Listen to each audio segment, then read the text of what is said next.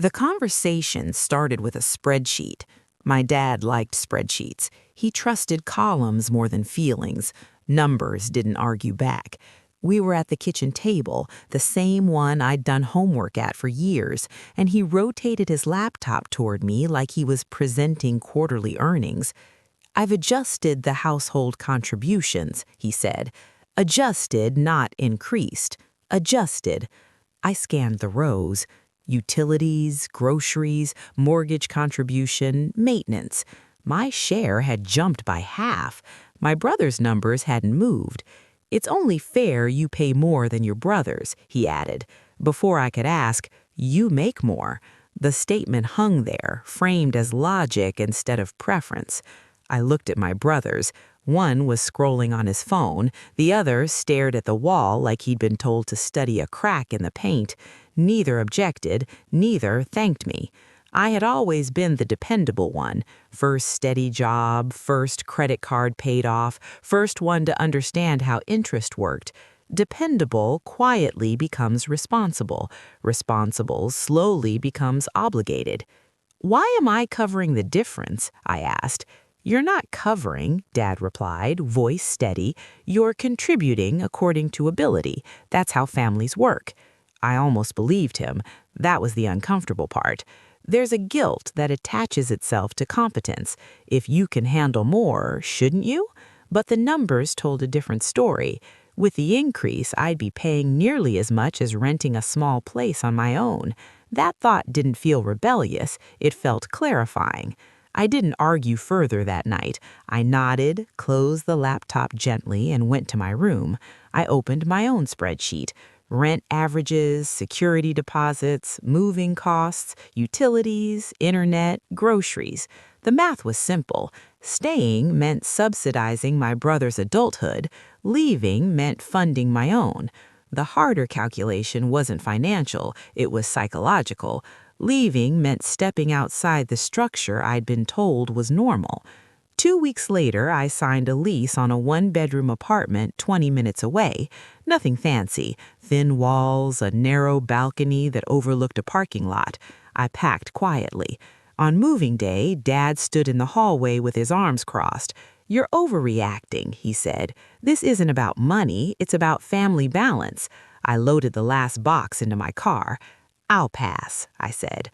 Later, when he texted asking if I'd reconsidered the increase, I sent the same words, "I'll pass." The apartment felt strange the first night. Too quiet. No footsteps overhead, no brothers arguing about whose turn it was to take out the trash. I kept expecting regret to hit me like a wave. It didn't. What I felt instead was space. For the first month, my parents acted like I was staging a protest. Mom sent articles about rising rent costs. Dad forwarded me reminders about shared responsibility. I responded politely, but briefly. Then the tone shifted. My older brother's hours were cut at work. My younger brother missed a credit card payment and started avoiding mail. The budget that once worked barely relied on my inflated contribution. Without it, things strained. I knew this because my mother began calling more frequently, not to argue, to update. "We're just adjusting. It's temporary." Temporary stretched into 3 months. The call came on a Thursday evening. I was on my couch assembling a cheap bookshelf when my phone lit up with Dad's name. He didn't usually call twice in a row. He had that night. I answered on the second ring. "The power company shut us off," he said. No preamble, no lecture, just fact. I pictured the house in darkness, the kitchen, the table, the refrigerator silent. "They posted a notice," he continued. "We're sorting it out, but it would help if you came back just until we stabilize." There it was, the unspoken addendum, "and resume your higher contribution." I felt something twist inside me. Not satisfaction, not vindication, something heavier. "I'm not moving back," I said carefully. Silence. "We're not asking for charity," he replied, though that was exactly what it was. "We're asking you to support your family." I looked around my apartment, my bookshelf half assembled, my lamp glowing softly, my bills stacked neatly on the counter, already paid. "I can help differently," I said. He didn't respond immediately. I'll send you a budgeting template, and I can sit down with you this weekend to restructure things, but I'm not rejoining the household financially. The silence deepened. This wasn't defiance, it was refusal without drama. You think you're better than us now? He asked quietly. No, I said. I just don't think I should cost more because I earn more. Another pause. When he spoke again, the edge was gone. We'll let you know about Saturday. They didn't come Saturday. A few days later, the lights were back on. My mom texted a short message of handled. I heard through my aunt that they'd taken a small personal loan. My brothers both picked up extra shifts. No one apologized, but something had shifted.